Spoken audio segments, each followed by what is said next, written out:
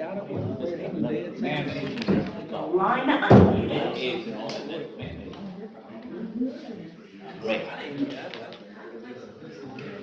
We're getting those ground out of gas. You're right. She didn't much want to give me the recipe.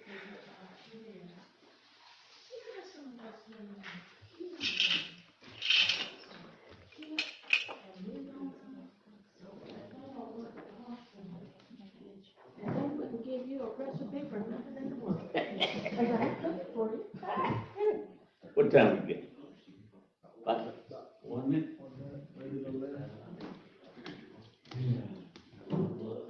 Okay. Sometimes we don't. And her cooking was so good. I said, Helen, would you make me a turkey and dressing with toast? And hers was so good. And she said, yeah. So, it's all I said. She said, oh, you'll make that. She says, I'm not telling you.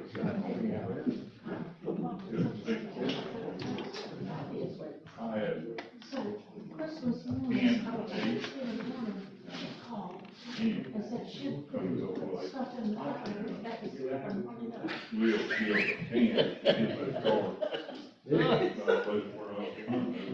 I know what happened. Yeah, I mean, raised by aunt, told my neighbor this. Ellen Casey. Oh, I love that name. Boy, she walked out. Right. Yeah, here we go. Stand for the prayer, please. Father in heaven, we thank you right now for your mercy, and we thank you for your goodness. Father, we bless your name because your name is worthy to be blessed. And Father, we ask right now that you be with us as we go out through this meeting to help our citizens and do what's best for our citizens. Father, we thank you for those that stand around the world and protect us from hurt, harm, and danger. Knowing right now, Father, that you are the reason for the season, and the season is now here. Father, we thank you now for what you're going to do for us, what you've done for us thus far. And we bless you. Bless this county, bless this city, bless this state, bless this country. It's only you can do and you will do. And we thank you now. In Jesus' name I pray. Amen. I pledge allegiance to the flag of the United States of America and to the republic for which it stands, one nation, under God, indivisible, with liberty and justice for all. Thank you.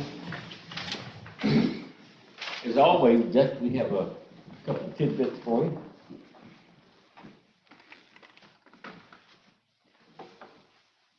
Yeah, the conference line has been set up, and the number is 1-917-900-1022.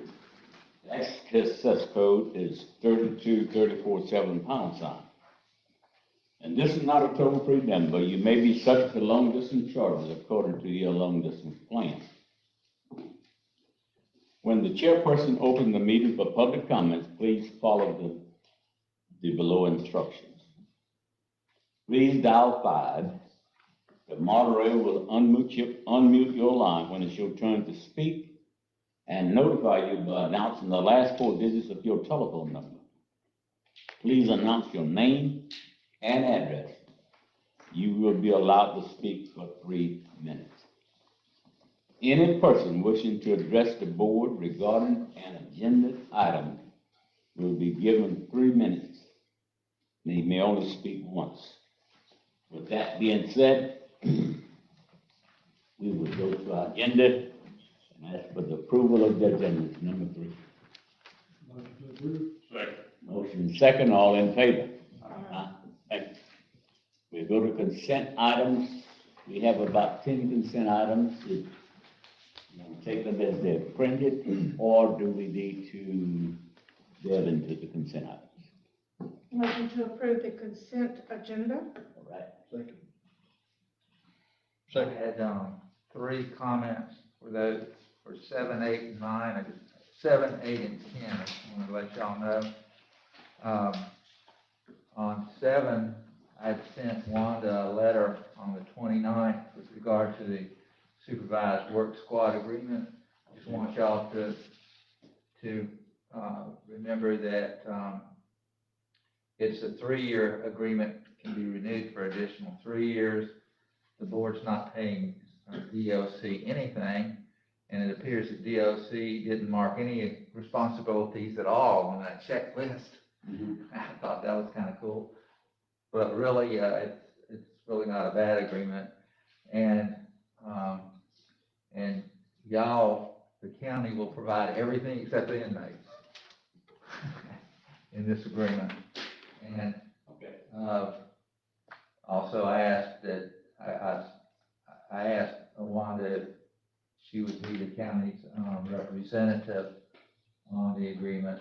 And then finally, it was kind of funny that number 7 on that agreement, on my letter, said to be aware of the Prison Rape Elimination Act. It's a federal act.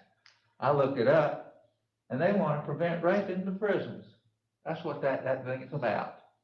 Prevent rape? Yeah, to prevent rape in the prisons.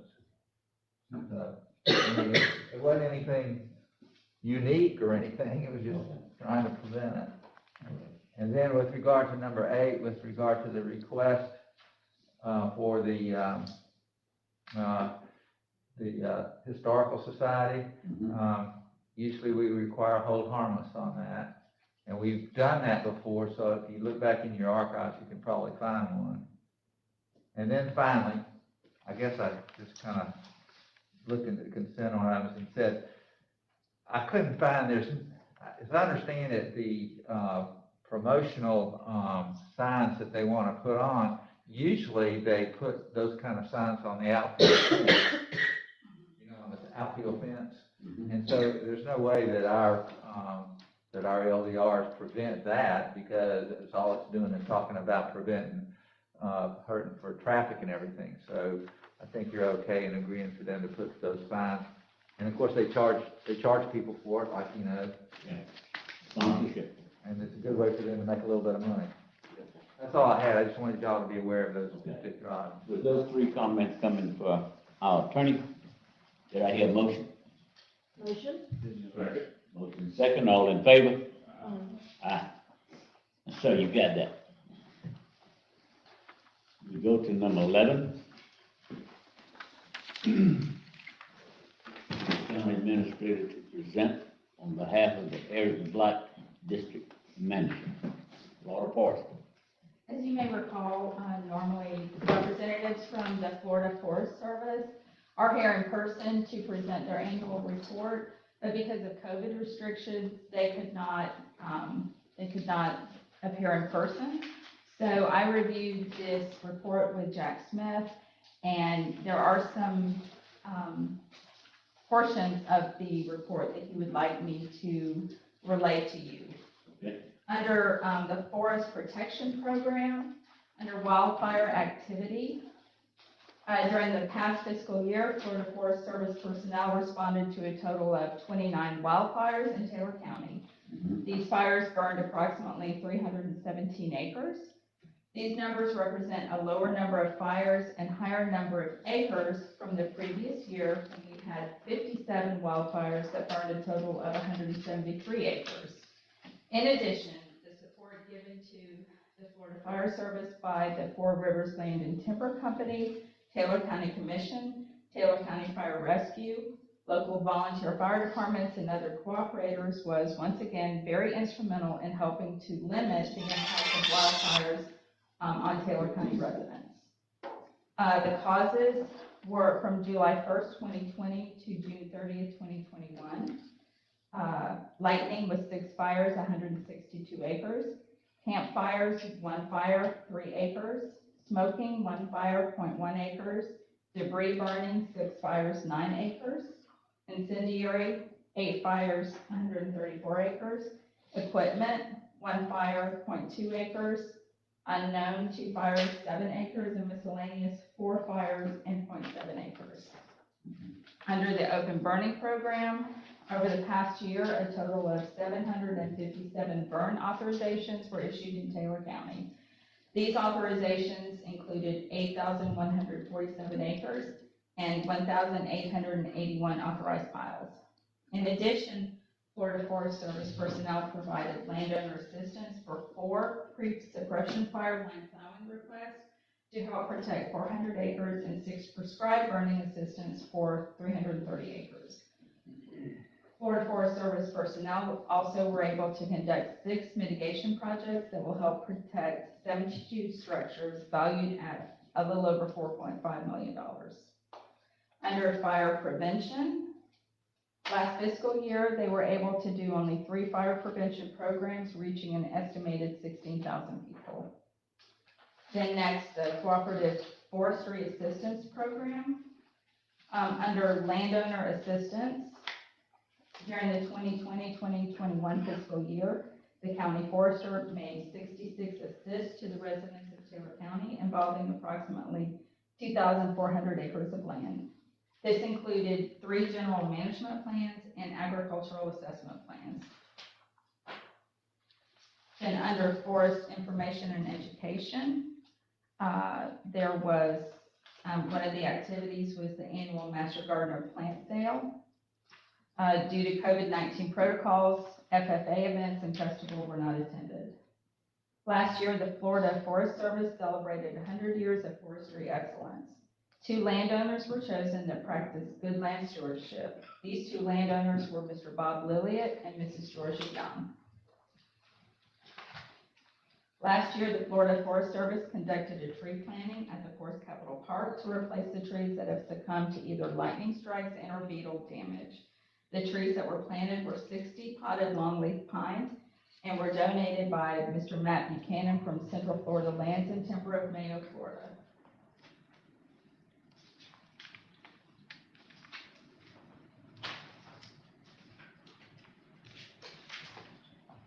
Next, the Environmental Quality Incentives Program is administered by the Natural Resources Conservation Services. 3 EQIP tree planting inspections require the services of the county forester during this period. Under urban forestry, for the 28th consecutive year, the city of Perry earned the Tree City USA designation. And then, to conclude, the Florida Forest Service is proud of the investment it has made in the natural resources of Taylor County and its ability to assist the residents of the county. Fire prevention and suppression will continue to be a major focus of this agency due to an ever-increasing population. Through the Cooperative Forestry Agreement, the Florida Forest Service will continue to provide sound forest management advice to both the citizens and local governments of Taylor County. It is their policy to maintain an effective level of service and make any necessary improvements as needs are identified to serve the citizens of Taylor County. For that reason, the Board of County Commissioners of Taylor County is requested to provide comments or suggestions to assist the Florida Forest Service in providing the best service possible. If you have any questions, please reach out to Mr. Doug Smith, and he will be happy to answer those. Appreciate it, Jack Smith. Appreciate the good job that they do for us. I think we normally do a motion just to accept the report. Motion. Second. Motion second, all in favor? Aye. We're ready to go to, what's that, 12, general business? Board to further discuss skinning baseball infield at the sports complex. The last time the board discussed this, we were asked to bring some cost to skin the infields at the baseball fields back to the board. Also, we have Mr. Greg Mullins here, who is our Parks and Recreation Manager. If you have any questions or if he needs to provide any input. Greg basically has asked for some quotes to provide this service. And the best estimate that we're able to predict at this point is that the cost to skin the 3 infields and replace, that material with clay and to replace any of the irrigation is going to be around, at least, it looks like about $40,000. We would ask for some additional funding in case there's any contingency or if there's something that we just haven't been able to predict at this time. Okay, Obviously, that's not budgeted. So if that's something the board wishes to move forward with, we would have to request funding for that. okay, well, let's have some discussion about it then. And it's 3 fields instead of 6? So it would be 3 out of the 4 baseball fields. So, the request or the vote from T-Crab was to leave the large field with a grass infield. I'd like to see us move forward with this initiative for this community. I mean, it's a little bit of money up front, but I mean, if we spend a little bit of money up front, I mean, I can see in a 2-year period of time, once we get the tournaments in this community held, and pay this money basically back, this $45,000. I mean, you got your gate fees, concessions, I would figure in a 2-year period of time that we would be able to put this, pay this money back. A lot of money, which one of these funds would we? It would need to come out of general fund reserve. And just, for the board's information, we did, actually Drew Taylor helped me a little bit with this project. We did reach out to other counties to ask them, if their fields are skinned or if they're clay, and we have prepared a chart for you so you can look and see what other counties are doing.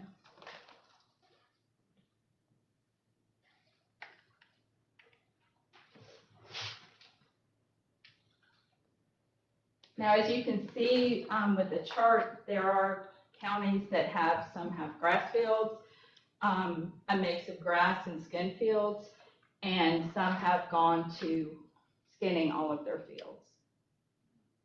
Mr. Chair, Yes, ma'am.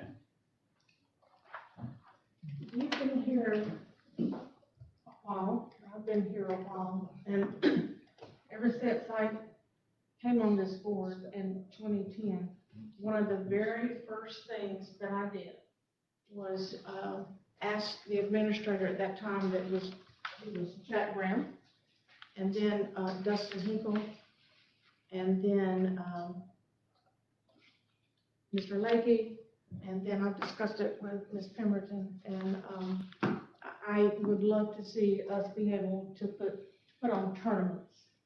We have a wonderful sports complex, and if skinning the fields would provide that we could have these tournaments, then I would like to see it happen. Now, Commissioner English, have you spoken to anybody in the baseball and see if we did fix these fields, would they come and help us put on tournaments? Yeah, I mean, the way that you got baseball, if you got baseball and softball, you got tournament directors.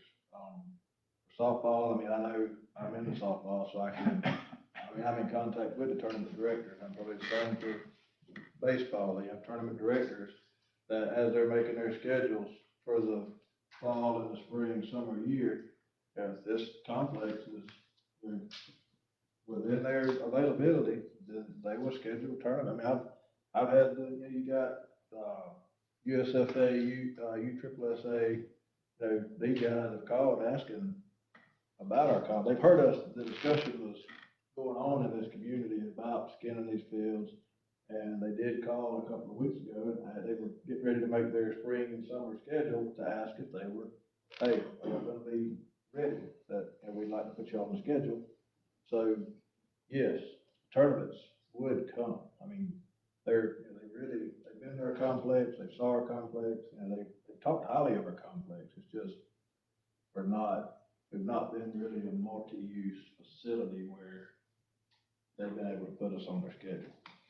Yeah, and if it would bring tournaments here, then I think it would be what we need. And also that multi-use, the multi-use aspect of that would appeal to a lot of people. Plus, I know that I'm a little bit shocked by the price of doing this, but I think in time that we could recoup the money, and if we have to, increase our gate prices a little bit, we certainly could do that. And also, the CARES Act money, can we use any of that money for this? Well, if you'll recall, so the CARES Act money that we received reimbursement on, that all went into general fund reserves. So we don't have any designated CARES Act money any longer. We just have, what was unspent after we received our full reimbursement. Okay, so then we could kind of rationalize that CARES Act money was taken care of it, since it went into the general fund. Now, what about the rescue plan? Would that be a possibility to help fund this? I don't know off the top of my head. Okay. Well, it's something that we could hopefully look into to see if they could, but I support, going ahead, just like you did. I support it too, because not only is it going, we can pay the money back over a period of time, there's a lot of businesses in the area that'll get business from them people coming to town. The motels, the restaurants, the tire stores, I mean, it'll be good for Taylor County, I think, all the way around. I have no issue with it. I know it's expensive, but ain't nothing cheap no more. Gonna move ahead, you got to go on with it, You got to spend money to make money. That's exactly right. Fine with it. This, $4,000, that's my turn, Mr. Chairman, is this something that's gonna be done by staff in-house? No, sir. So the funding would be, and we did ask for quotes that, that would possibly reduce that cost if we did some of it in-house, but the amount of the savings is not substantial. And I'm not entirely convinced that we need to pull our public works folks off, the road work that they're doing to do part of this. I mean, really all that they could accomplish is removing the grass from the fields. No, I'm just trying to understand what this project includes. And if it's a turnkey project by a contractor, Yes, including materials yes, and like. yes. And I would assume that mobilization is a substantial part of that. Sure. So the credits that they offered us was to have dump trucks to haul up the spoils and, removes the turf. But again, those savings are not substantial when you look at the big picture. And it would involve taking our dump trucks out of service and our employees out of service to do this. Oh, man, that's why I wanted to understand that going into that. So this $40,000 project would include the removal and installation of the removal of grass and installation of the clay. It would be the removal, and an important component of that is the laser grade that's really necessary to make sure that you have the correct grade of this clay. And we also would, the irrigation would have to be capped and then would be restored. So that wouldn't cause the staff out there any more issues because the contractor will take care of all of those? So no, the irrigation part would be taken care of by our irrigation contractor. I see. But that's included in this cost? So that's why I said I think it would be closer to 45,000. So there's two different components. One would be the actual renovation of the infield areas, and the second component would be the rebuilding of the irrigation. So to piggyback off of that, then the quote is specifically then for, everything except irrigation? Is that what you're saying? We don't really have a quote for irrigation? We have an estimate for the irrigation. Okay. But I believe $45,000 would cover all of it. I think Hopefully. 45 would be a cushion to make sure that you had enough. Have enough money? Okay, well, I guess one of the questions is in respect to gate fees and those costs being recouped, is there any kind of number to say how many folks or how many tournaments it would take to cover this? I mean, that's gonna depend on the number of teams. If you do, 20 teams, you say 10 players on a team, you average of 3 to 4 spectators coming with each player. So you got what, 30, 40 votes per team? And you're looking at $400 a team. And $300 to $400 a team, and at $10 a head, $300 to $400 and 20 teams, what's that? $6,000? $6,000? Okay, that's per day, that's per tournament. Per tournament. Now, if you got, Is that a one-day tournament? that'd be a 1 day. Right. I mean, I would see this complex being more of a 1 day type deal. I mean, it could be 2 days, I guess, it depends on what they, you know, what the director puts together, so.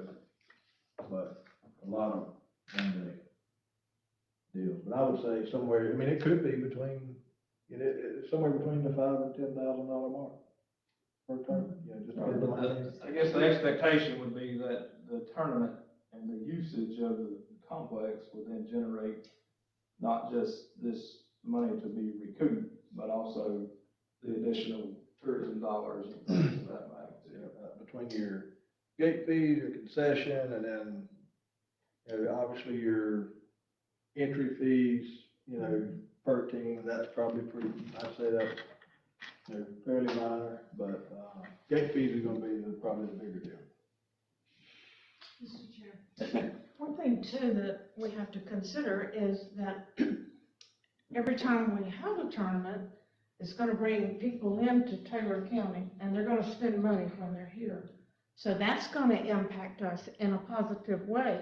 When they come and they spend the night, and they buy gas, and they buy stuff, then we're gonna get some benefit from that also. Not only the businesses, but we will too in terms of tax revenue.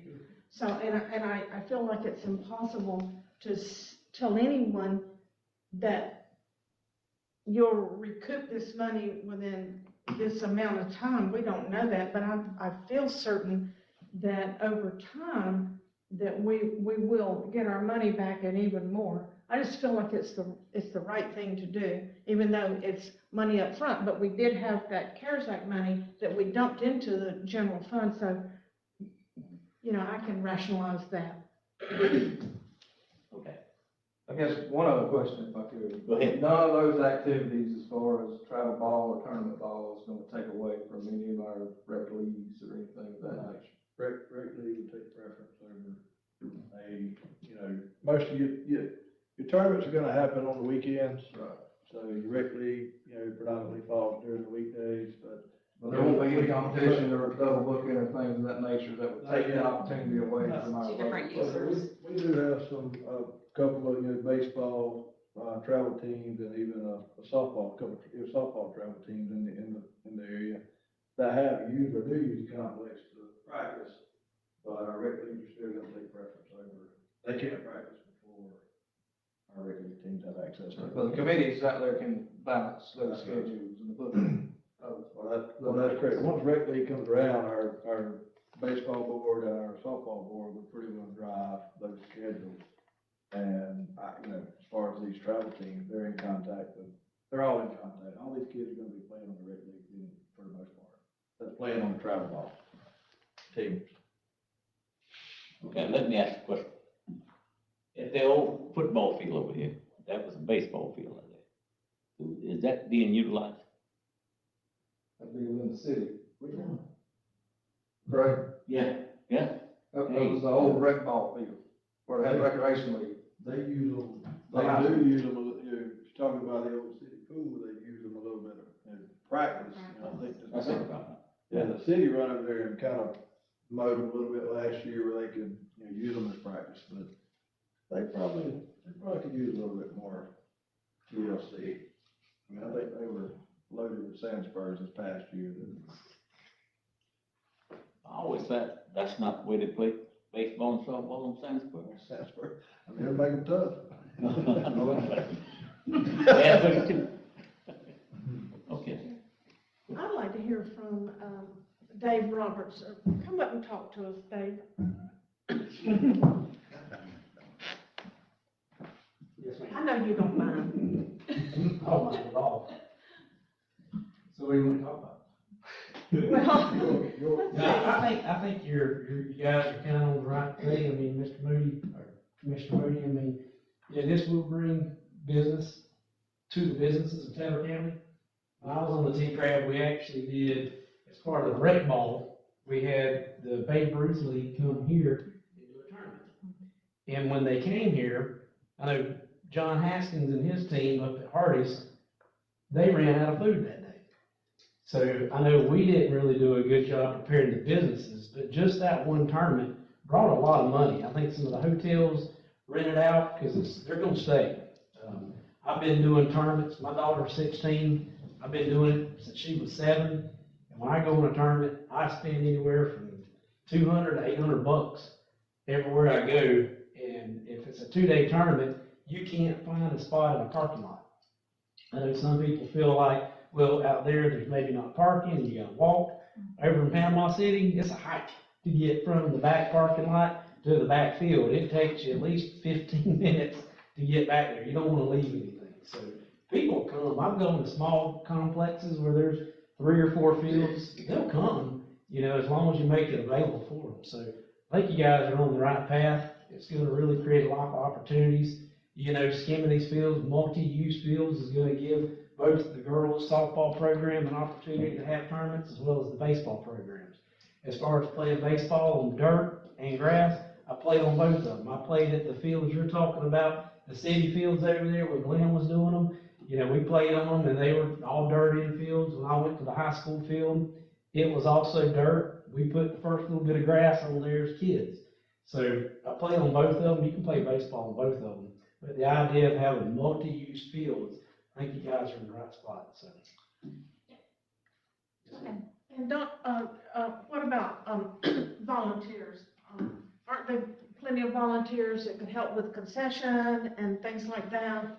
Because I think that was a concern, somebody had brought it up at one time, you know, the expense of concessions, but, I understand there's a good volunteer group out there. Well, I mean, right now, one of the things you've got a big community involvement out there with the parent-run programs. And I don't want to speak out of turn, Drew's here, you can ask him, but, I mean, as far as I do a little bit of travel ball and we practice out there, my coaches, we've talked about helping. I called Boo the other day, we talked about maybe going out and doing some stuff. Miss LaWanda, you sent me the form, I'm getting to that, this is a lot. But, yeah, there's volunteers, if you ask, I believe you can get volunteers to go out and help you, at least get these fields kind of up to where Boo knows what a baseball field looks like. You know, we'd certainly get some volunteers out there. I think if you let the community come out, you let them know it's available, they'll help you. That sounds good. Mr. Chairperson, can I put you on the spot and ask you a question? Depends on what the question is. So as far as the difference in the skin and the grass fields, do we have, or 3 or 4 grass infield baseball fields enough to have a tournament, or do we need to offer more fields in order to have bigger tournaments?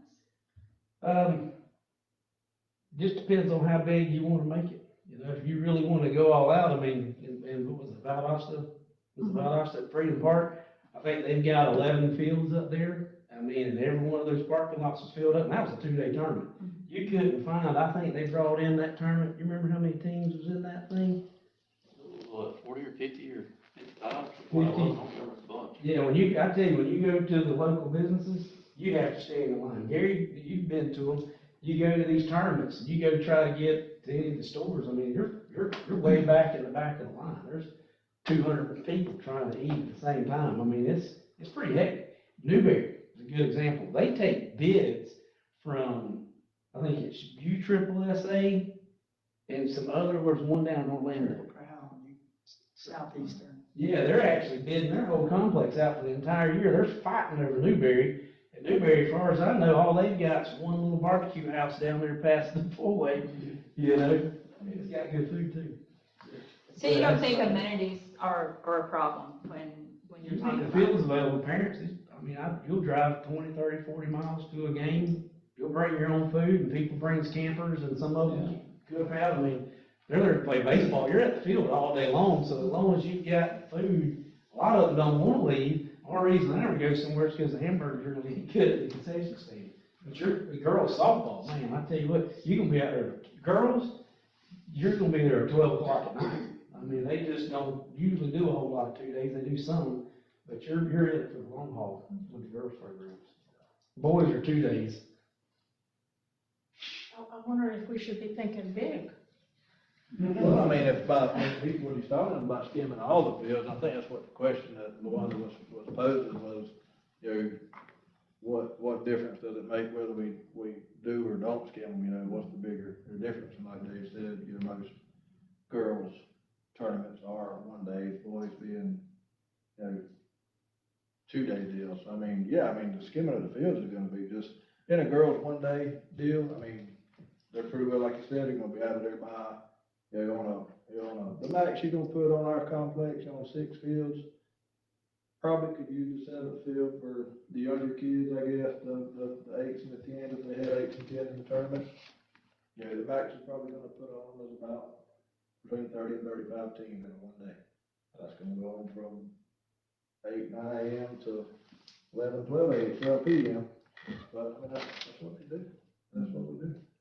Yeah, it's, you know, I know Scout seems brings in a lot of money, but these baseball fields, when you go to them, I would challenge if you went and took account on how many vehicles are there for Saturday and Sunday, and now there's the new things is it's all 3-day tournaments, Friday, Saturday, and Sunday.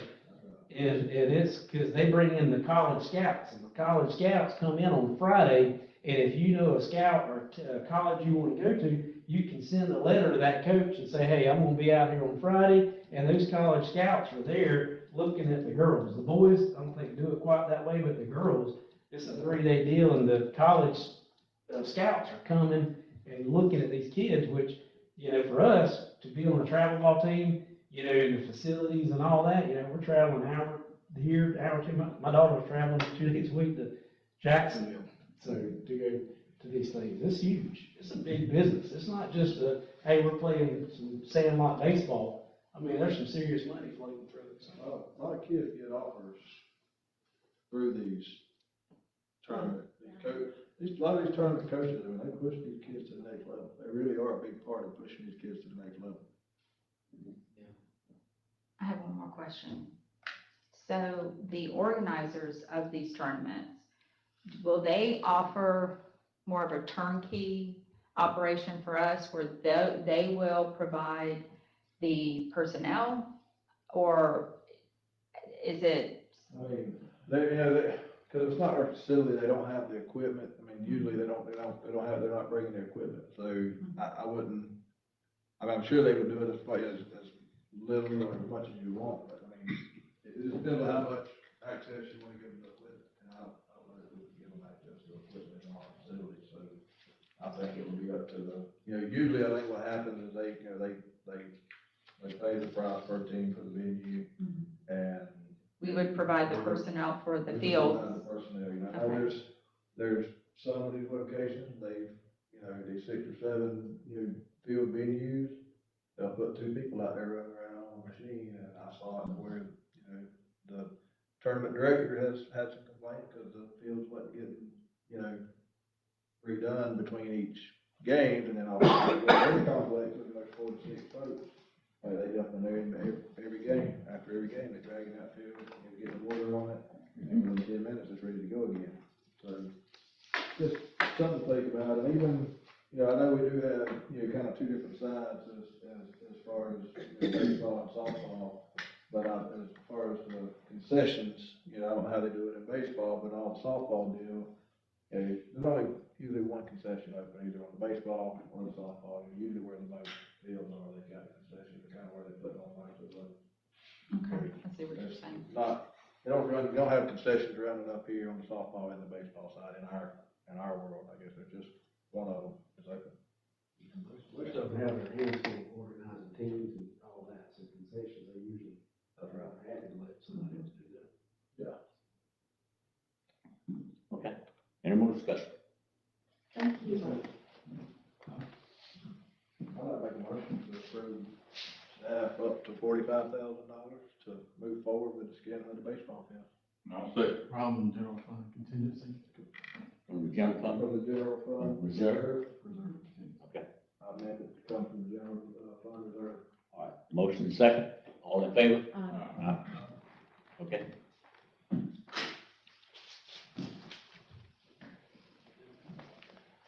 Thank y'all for coming.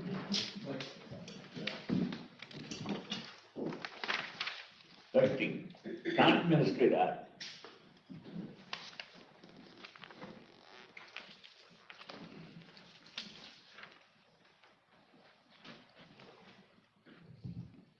Okay, we are asking the board to consider approval to advertise and schedule a public hearing for proposed resolution on the uniform method of collection of non-ad valorem assessments.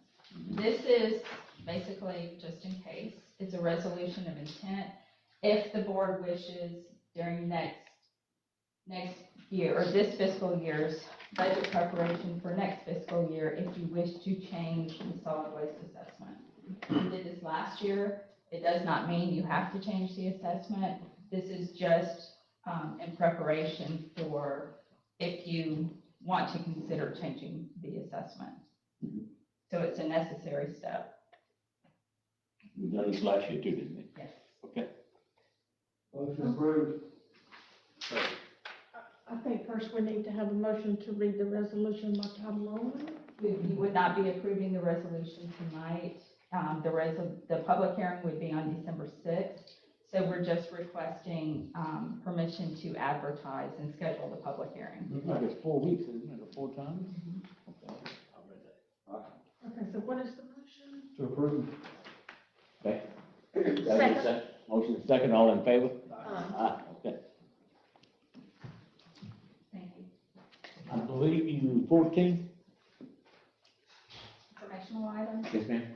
I did just want to notify the board that all of the legislative funding requests were submitted today to the Senate and the House. Our grants writer did a great job of working throughout the weekend to make sure everything was prepared, and I sent the emails this afternoon, so they're all submitted. The legislative delegation meeting is November 10th at noon, and then, of course, Veterans Day is the 11th. Also, I would like some input. According to our calendar, we have a workshop scheduled for November 9th, which is just next week. Of course, we had a workshop last week. Do you wish to have a workshop on the 9th? Hold on now.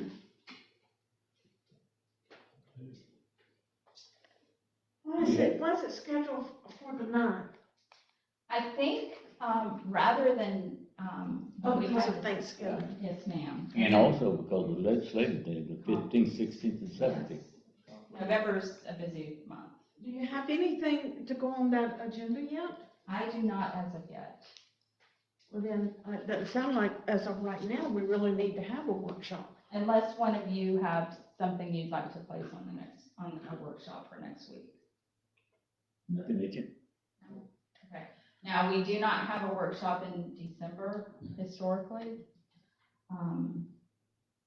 So this would mean we would not have another workshop until January. We could, if one is needed, we could always, Yes, ma'am. you know, put one in.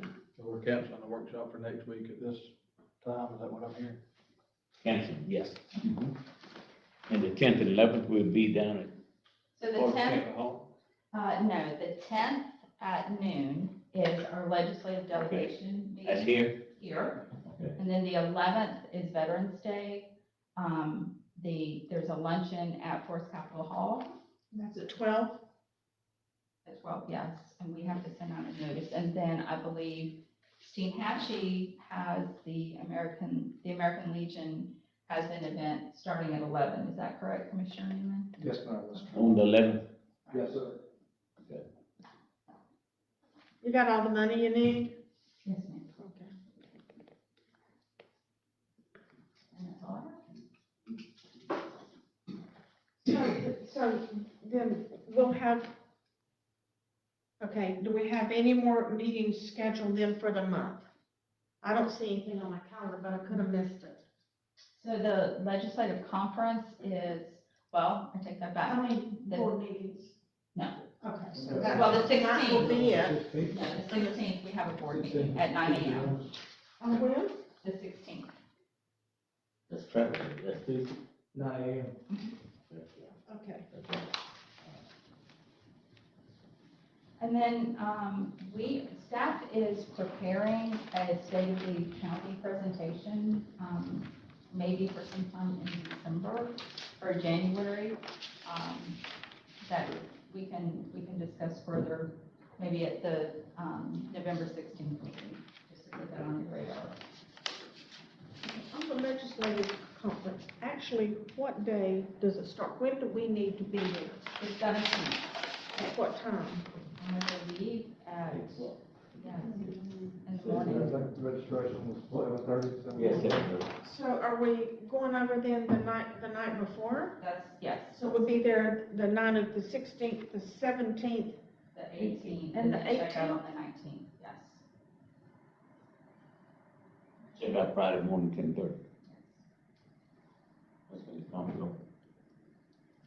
They are starting early on the 17th, so it would be, you would have to leave quite early on the 17th if you did not wish to yeah, stay the night. that's a 3.5 hours at least. I have not heard back from Mr. McKee about your committee appointments. Commissioner Newman's was approved, but Mr. McKee sits on that committee, so it was a little faster. But as soon as I hear from him, I'll let you know. Okay, thank you. Okay. Mr. Lemon? Steve? I'd just like to thank, Ms. LaWanda and staff and some of the citizens that did put some work into this, complex, and the board for being open-minded to this initiative, so I think this should be great. It's been a long time coming, I think, for this community, and I appreciate everybody being open-minded to this complex skin on these fields. Good. Mr. Wood? I have not got a thing. I tell you what, I can remember the signs, but I think I still might have a few. Good and bad.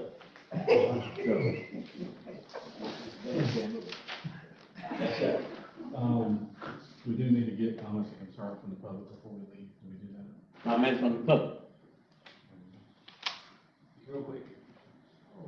Mark Viola, 3384 Slaughter Road. Here, I came like 4 meetings and talked about the festival, now it's over, so I was gonna say, I think we, had a good festival, it was nice to be out in the park and see a lot of people. A good friend of mine once said that there are certain people we see at the festival that, I don't know where they are the other 364 days of the year, but you never see them until the next festival. So it was nice to be able to see everyone out, and hopefully everyone had a good time. Yeah. We'll be meeting as a board, I think tomorrow, I need to make sure I put that back on my calendar, to do kind of an action, after action report, as Jeff Brown would have called it. But I just want to thank the county for all their support through all of it, and I thank the community. Move on to, number, 67 next year. Okay, thank you. Anyone else from the city? Any other citizen from this? Motion to adjourn? Second. Steve?